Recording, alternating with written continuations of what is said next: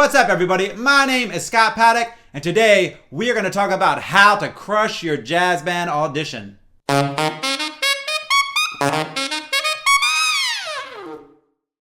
So what is the secret to crushing your jazz band audition? Everyone has learned the right notes. Everyone has learned the right rhythms. Anyone who wants to be in the band can play the music. So how do people come out on top?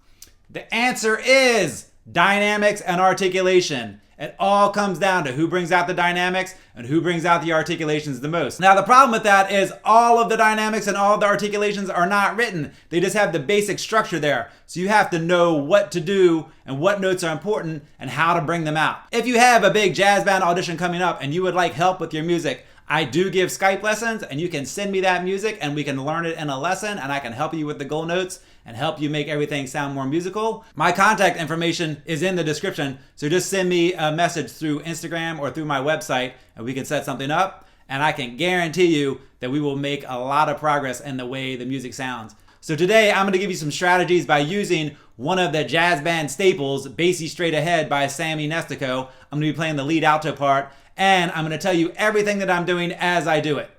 So here is the first part, and this is the way that most of my students would play it before we started working on it. If I said, learn this song, they would come in and play it like this.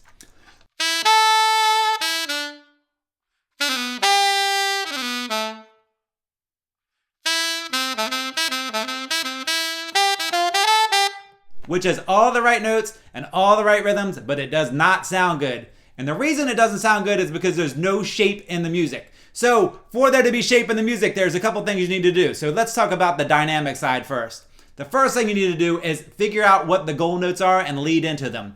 Generally, if when the notes are going up, you get louder, and when the notes go down, you get a little bit softer, it's going to shape the phrase and make it sound way better. Also, if you have a long note, you're always going to do something with it. The majority of the time in jazz, you're going to hit it hard, bring it down, and then bring it back up so that it has a swell to it. So here is the very first line. The notes go up and then go down immediately, and take a listen to the dynamic contrast. You hear that? I'm going C sharp B there, and I'm kind of landing on that B. So there's a big difference between that and big difference. Now, on that note, that long note, it's an F sharp, and I'm hitting it really hard. Take a listen to it. I'm hitting that note, bringing it down a little bit, bringing it back up. It's a half note. It's a half note tied to an eighth note, so it's not that long at this tempo, but I'm still shaping it. So between doing that and getting louder and softer with the notes, it makes everything sound better. As opposed to. Now, with the last phrase, the phrases in this in jazz music almost always end bebop. So when you have bebop, the bop is short. So you want to go. Not. You want to clip that phrase so that it sounds really strong. Take a listen to it. The next phrase. So we're falling in and then hitting a long note. Bring out those goal notes. The first goal note is the G sharp that we're going down to. And then we're ricocheting into that E. So the E is a long note also, so we're going to hit it hard, bring it down a little bit, and then shape that phrase with the bebop at the end.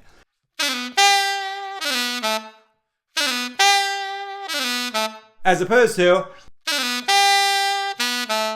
Do you hear the difference? It's a very, very big difference. Now that second phrase kind of echoes the first phrase. So let's take a listen to them together, played the way they should sound.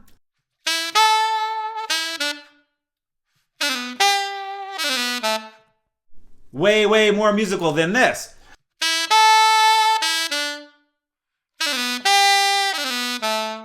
Bring out the dynamics and bring out the articulation. That is the secret sauce. That's what makes music sound good. Okay, so let's talk about this next phrase. We have a lot more moving eighth notes. Take a listen to it. So if you listen to this phrase, we have this note that we keep coming back to. It's a C sharp. So whenever you have a note that you keep coming back to, that is generally going to be your goal note. Goal note meaning the note that everything is going towards. So take a listen to these C sharps. I'm going to bring them out and you'll hear exactly what I'm talking about. I'm going to play a little bit slower and really bring out the C sharps.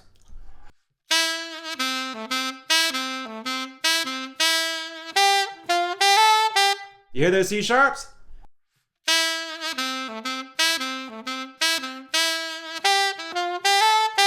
Now, they also mark that in the music as accents. So everyone is going to play those C sharps as accents. So how can yours sound better? Well, you have 1, 2, 3, 4 of them in a row. So the thing you want to do whenever you are repeating something, whether it's a note or a phrase, something that happens over and over, is you want to do something with the music. So here, so do something meaning like do something with the dynamic level. Either get louder or softer. And this one is pretty obvious that we want to get a little bit louder. So we're going to push that volume. Take a listen.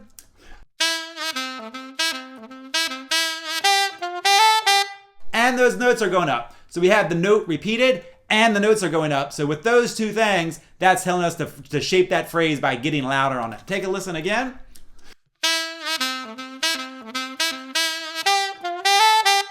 Listen to it without the dynamics and without the strong articulation.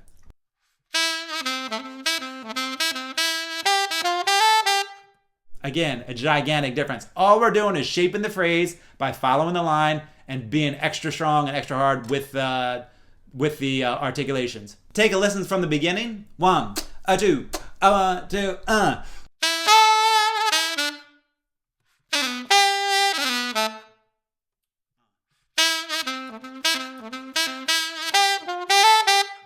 Way different than this without any articulations or dynamics.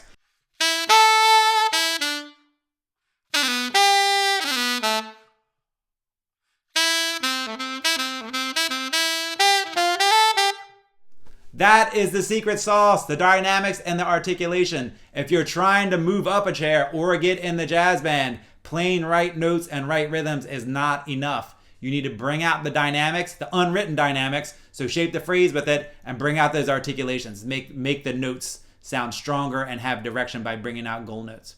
Okay, so let's talk about the next phrase. Here it is. Listen to it again. So the first thing it starts off with is a fall from an A to an F sharp. Notice what I'm doing with the dynamics. The notes are going down even in the fall, so my dynamic level goes down. I land on that F sharp. If not, it sounds like this. And then you lose all the shape. We need shape. It's pretty obvious that this note is the goal note. That note right there, that's an E. Now listen to it without the goal note. Again, it's a very small tweak, but if we find all of these goal notes and all this dynamic contrast and bring them all out, it becomes a gigantic change throughout the whole piece. Listen to it again with the dynamics and articulation. I'm gonna slide down into that F sharp, swallow it a little bit, and then hit that E, which is the goal note. And then we have that bebop phrase at the end. So obviously I'm making that last note short, so it sounds 1 bebop, 1 bebop. That is the difference, the dynamics and articulation. It really is, that's it, the dynamics and articulation. And of course you have to have a good tone too, but dynamics and articulation used to shape the phrase is the difference between first alto, second alto, and the guy who didn't make the band. So let's take a look at the next phrase.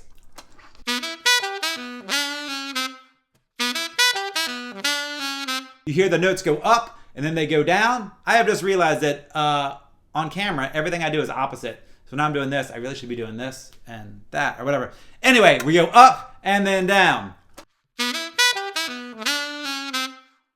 Take a listen to it. That top note is the goal note. And then that quarter note. Listen to it. Without those notes being important. With them being brought out as goal notes. And getting louder as we go up and softer as we go down. Big difference. Now, those two phrases also are related. Take a listen to the first one and how it shapes the second one.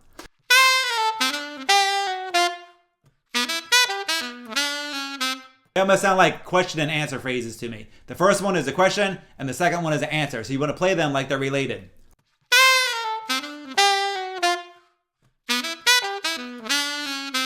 So let's take a listen to everything that we've worked on so far, played with the correct articulation, dynamics, and shape. 1, 2, 1, 2,